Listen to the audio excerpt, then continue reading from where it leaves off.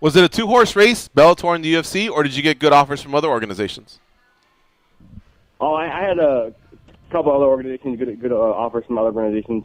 Riz and I were in talks. Talked to Matt Hume from 1FC for a long time. They came with a very strong offer.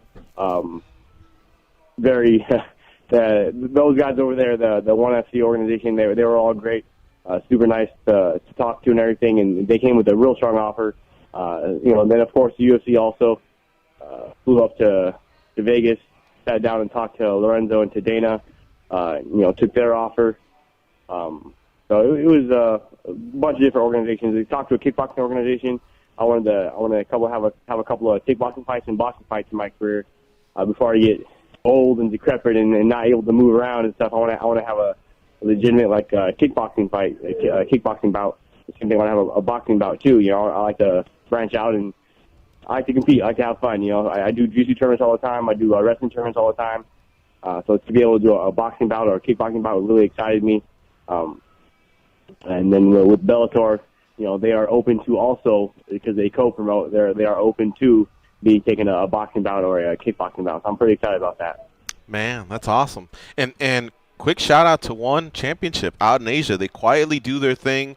I know they're super popular out in Asia. In North America, they're slowly creeping up, but you're saying they were slinging some bread over there. They made a competitive offer, huh? They made a very competitive offer. If it wasn't Bellator, I just might be going over to 1FC. We'd have to have our lawyers talk to their lawyers and figure out a couple more details. But as far as how much they brought to the table, they brought a lot to the table. A good chance you see me inside that 1FC cage, if not for Bellator. One thing that did pop up was Dana's quote that said he's a former world champion who's ranked 15 now.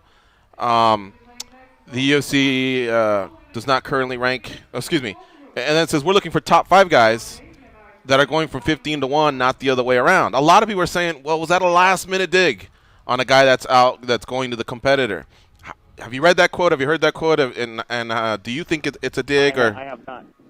I have not seen it yet. Well, answer me this. Is that all Dana might said? Did he not say anything? We know Dana. You know Dana. I know Dana. Mm-hmm. We've heard some other things he said.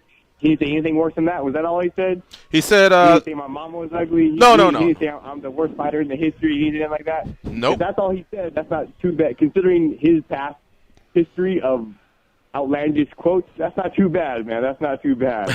But I gotta ask you this though. Sure. If you want to go that route, how many UFC fighters are ranked in 2 different divisions? And we know what those rankings mean anyways. Those rankings aren't – there's not much weight behind those rankings. And even if you do place weight behind those rankings, how many fighters now on the UFC roster are ranked in 2 different weight classes, ranked in the top 10, top 15 in 2 different weight classes, Yeah. So, yeah, it is what it is. I'm not really too concerned with I'm not too highly concerned with other people's opinions. Mm-hmm. Obviously, I like to be well-liked. I like to leave the organization on good terms. I want to burn any bridges. Dana's a good guy. We shook hands. I'll see him again. I'm going to corner all my guys in the UFC. I'll be cornering them in the UFC, so I'm still going to see him. Yeah. I don't think there's any bad blood. I don't think he has anything super negative to say